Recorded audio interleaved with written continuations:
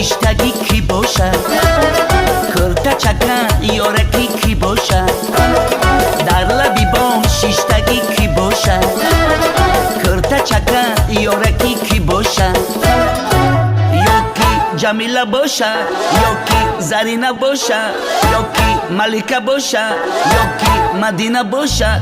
کسی باشد نباشد مرا میشناخته باشد، کسی باشد نباشد یاری جانی نباشد.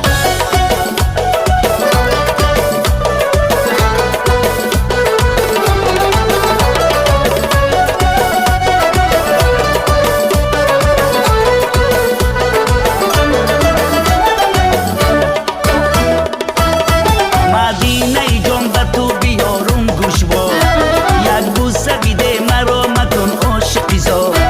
مدینه جان به تو بیارم گوشوار، یک بوسه بیده مرا مکن عاشقی زار. خود گفته بودی مرا مده تو آزار، خود گفته بودی مرا مده تو آزار.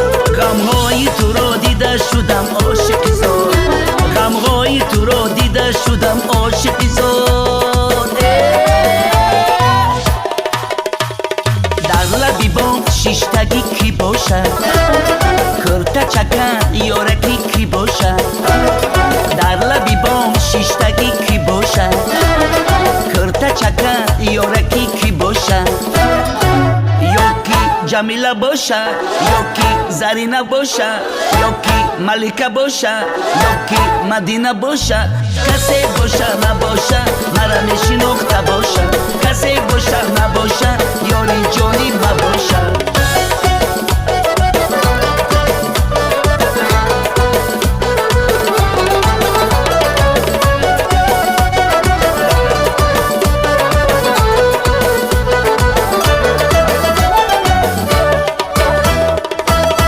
از خانه برآمدند سه دخترکو، زرینه و مدینه و جمیله جون. از خانه برآمدند سه دخترکو، زرینه و مدینه و جمیله جون. گفتم بیروم بوسه گیرم ای هر سهشون، گفتم بیروم بوسه گیرم ای هر سهشون. یک بوسه مدینه بهای همشون، یک بوسه مدینه بهای همشون. در لبی بام شیشتگی کی باشد؟ کرتا چکن یارکی کی باشد؟ در لبی بام شیشتگی کی باشد؟ کرتا چکن یارکی کی باشد؟ یکی جمیله باشد، یکی زرینه باشد، یکی ملکه باشد، یکی مدینه باشد. کسی باشد نباشد مرا میشناخته